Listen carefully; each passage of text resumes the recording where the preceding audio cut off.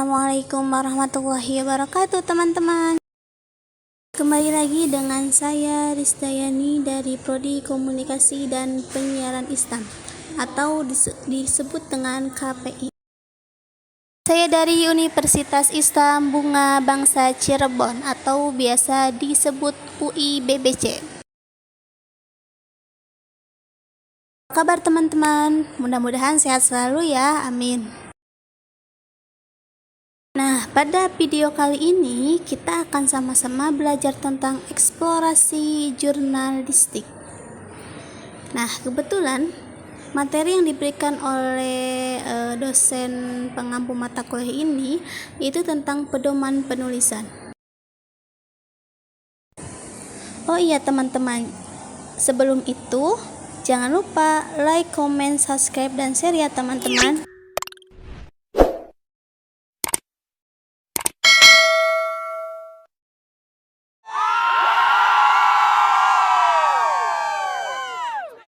Di video kali ini cocok nih untuk teman-teman, apalagi yang punya cita-cita jadi wartawan atau yang ingin jadi jurnalis. Simak video ini ya teman-teman. Seorang jurnalis atau wartawan itu wajib mempunyai pedoman penulisan. Seperti apakah pedoman penulisan tersebut? Yang pertama yang harus diperhatikan yaitu kualitas tulisan. Kualitas tulisan terdiri dari yang pertama ada ide, yang kedua teknik, yang ketiga bahan, dan yang keempat bahasa. Yang pertama itu ide. Tentu kita semua mempunyai akal dan pikiran sehingga memunculkan ide-ide yang sangat brilian. Nah, sumber ide bisa dari pengetahuan. Pengetahuan itu berada dalam alam pemikiran kita, di dalam akal kita. Yang kedua, sumber ide berasal dari pengalaman. Pengalaman yang kita alami itu bisa jadi menjadi sebuah ide untuk kita. Yang ketiga yaitu tontonan. Tontonan itu juga bisa menjadi sumber ide, apalagi zaman sekarang teknologi semakin canggih dan semua orang yang ada di dunia ini menggunakan media sosial untuk men-share ide-idenya. Nah, ini memudahkan kita untuk mendapatkan ide-ide tersebut melalui perbincangan, keinginan, pengamatan, pendapat, bacaan, dan masih banyak lagi. Yang kedua yaitu teknik. Nah, setelah kita mendapatkan ide, ada teknik-teknik yang harus kita pertimbangkan dan harus kita laksanakan, karena tidak semua ide yang kita dapatkan itu bisa menjadi pedoman penulisan.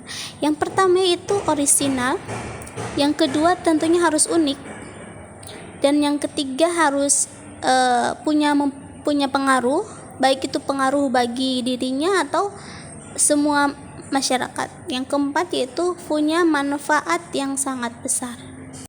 Nah, sekarang kualitas tulisan dilihat dari bahan atau sumber bahan tulisan.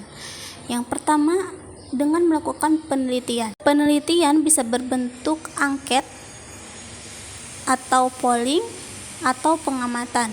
Itu semua bisa dilakukan. Dan juga kita bisa mencari sumber bahan tulisan dengan menggunakan metode wawancara, baik itu wawancara secara pribadi atau jabatan atau profesi atau dengan profil-profil tertentu. Dan sumber bahan tulisan juga bisa kita cari di pustaka, misalkan di dalam buku, ensiklopedia, makalah, publikasi, clipping, internet, dokumen, dan lain-lain.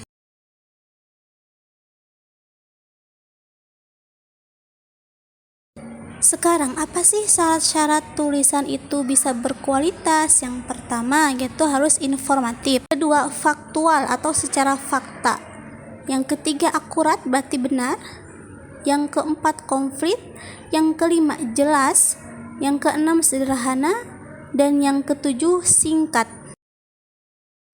Setelah kita mempelajari pedoman penulisan, ada beberapa hal yang perlu diperhatikan dalam menulis. Yang pertama yaitu soal keterbacaan. Kalimat tidak lebih dari 25 kata. Karena kalau misalkan lebih dari 25 kata akan menyebabkan si pembaca menjadi bosan. Maka akan lebih baik jika kita menggunakan di bawah 20 kata tersebut. Yang kedua yaitu mempergunakan kalimat aktif. Contoh, kecelakaan kemarin disebutnya menjadi pelajaran berharga karena penanganannya terkesan semraut dan terkoordinasi. Nah, teman-teman, dari contoh yang tadi kita bisa lihat dari kata disebutnya.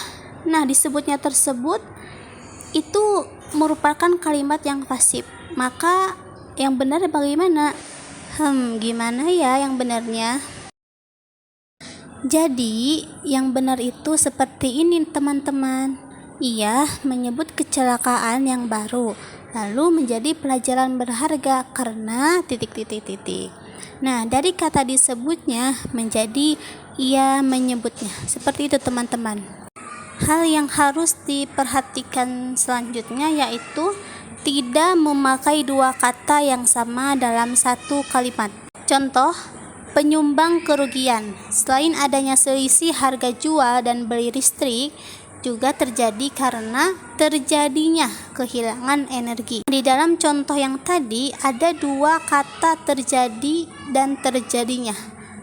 Itu merupakan pemborosan kata. Jadi, bagaimanakah yang benar? Jadi yang benar seperti apa?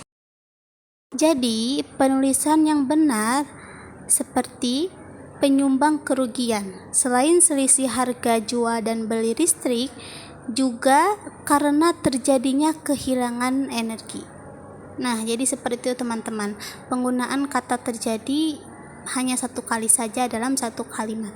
Alhamdulillah, sampai di sini dulu ya video kali ini. Semoga bermanfaat. Terima kasih atas dukungannya. Wassalamualaikum warahmatullahi wabarakatuh. Sampai jumpa di video selanjutnya.